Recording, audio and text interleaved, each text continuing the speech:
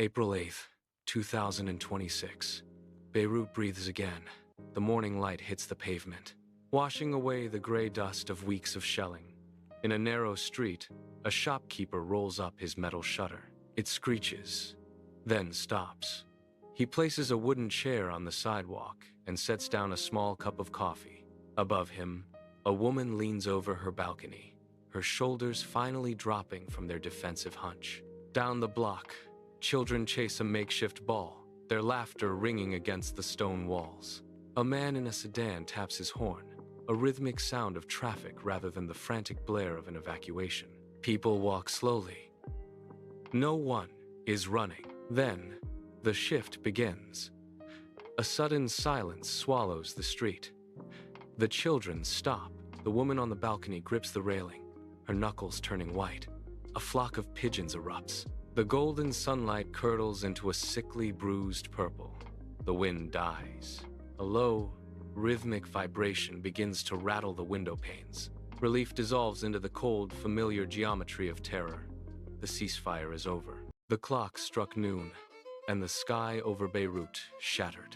Without a single siren, the first wave of missiles slammed into the city center. In the Bekaa Valley, the horizon turned a blinding, bruised orange. Buildings did not just fall, they disintegrated into clouds of pulverized concrete. Midday turned into a suffocating gray twilight. On the streets, the roar of collapsing masonry replaced the sound of engines. Mothers sprinted through the debris, shielding children with their own bodies. Bridges snapped like dry twigs, severing all escape. Every 10 seconds, another shockwave rippled through the earth. The air tasted of sulfur and burning rubber. In these 10 minutes of relentless bombardment, the promise of peace vanished. It was replaced by a deafening, chaotic reality. Black Wednesday, the city lay broken under a shroud of dust.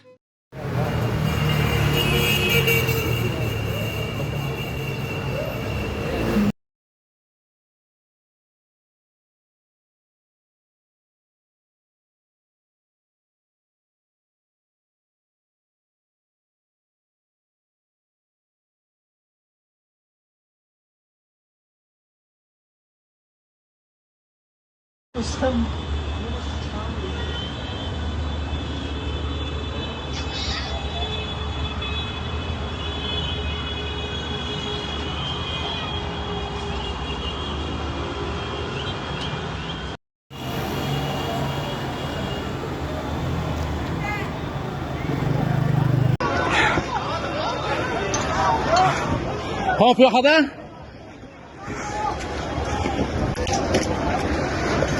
انتبه ما يطلع شيء فوقنا.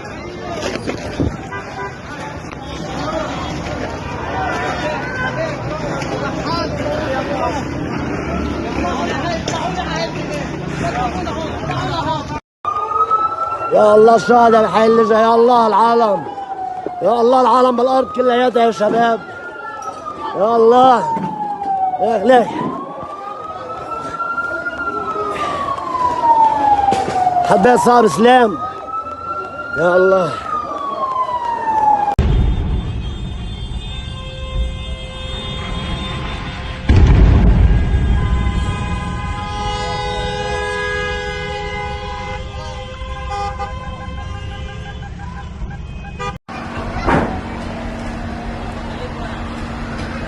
هي الفراج كل السيارات محرومة مع الرفاعي. هذا الفراج اللي ورا الرفاعي، هي البناية اللي فيها أشطار كله مكسر.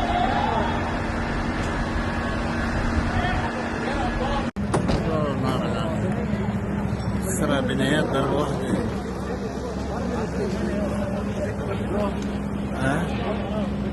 الصحافة اللي راحت عندكم الدنيا